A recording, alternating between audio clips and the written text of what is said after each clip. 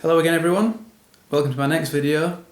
This week I am going to be creating an image for the Amateur Photographer of the Year 2020 Awards. So the next round of that competition is all about motion. So it can be anything from, surfers, action, sports, anything that captures motion basically. So one of the ideas I had was to go to the woods with my friend Ant. He's a mountain biker. And the idea was to get him doing some jumps or going past the camera, and in particular I wanted to use a technique where I'm panning with the camera, following his motion, and hopefully, if it's done right, keeping him frozen with the camera while the background becomes blurred. So I've got a little bit of footage, I'll show you that, some of the techniques and then the process of me taking those photos. And at the end we'll see some of the results, see if it was successful or not, and I hope you enjoy it. So this is my friend Ant. He's going to be doing some jumps. What's your bike, Ant? What, Nuke Proof Mega. Should we try it? A Mud Proof Mega. Nuke Proof Mega. We're just going to get that little jump there. He's going to come down from the hill up there like this person. And we're going to get him mid-jump hopefully, and with a little bit of panning action we'll get the background blurry and hopefully Ant in sharp focus. So I've got an ISO of 100, it's quite bright now, shutter speed of 1/60th of a second, my aperture's at 13, f13, and I'm using continuous autofocus mode, and I'm just panning across as my mate Ant goes by. Okay, here we go. My mate Ant's coming now. We're going to get him as he goes past. Okay, I think that was alright. So this is a scene from above. We're looking out towards the trees and the camera's panned over to the right of the scene. In a moment Ant's going to enter, and as he does so the camera tracks his movement. So at all times, if it's done right, Ant is locked with the camera's movement, so it seems like he's frozen, whereas the background relative to the camera movement is moving and it appears blurred. You see here when we take the photo the background should look blurred, whereas Ant will be frozen and in focus. And then it started raining a bit.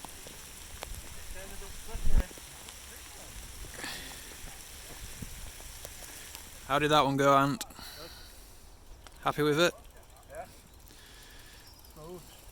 So I think I've got a few shots I can use here, but probably going to try moving to a different spot and see what we can get.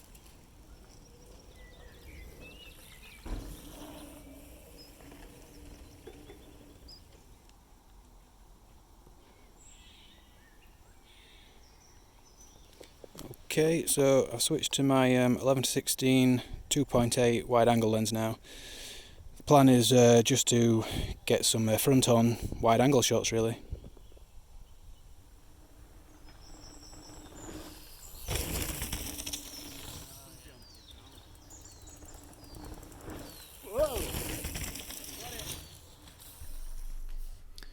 So this is the first image that I chose.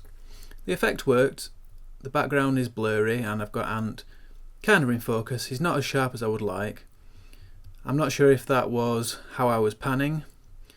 I couldn't really decrease the shutter speed because that would have made Ant even more blurry.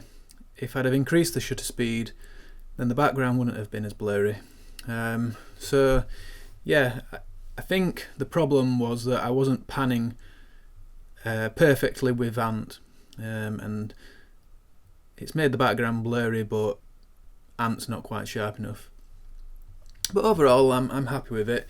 I learnt a lot doing it, especially about what ISO settings I would need for the woodland kind of atmosphere, and the kind of speed that I needed to be panning at. And overall I like the image.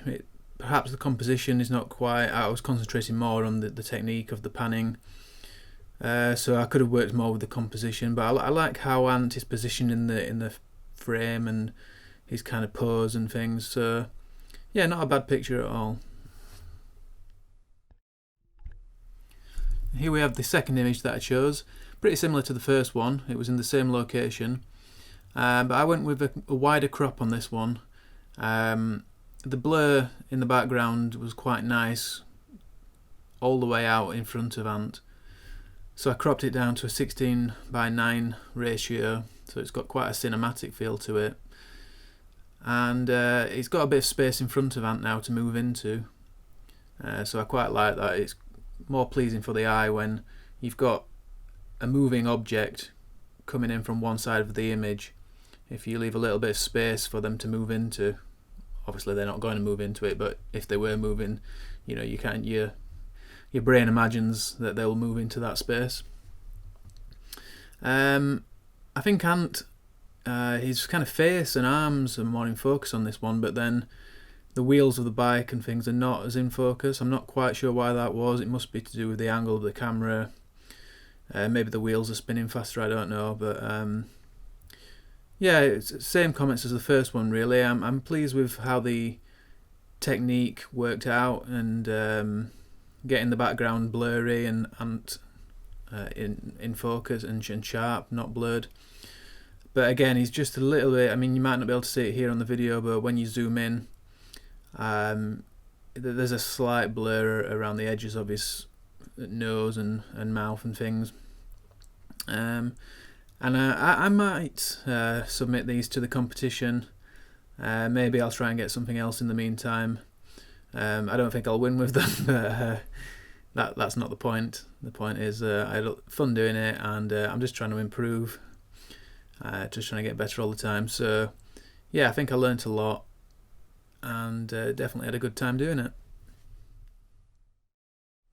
This last image is just a still shot, so not trying to capture the motion blur in this one. I was using a wide angle lens, just wanted to freeze the action as Ant kind of went over this little jump.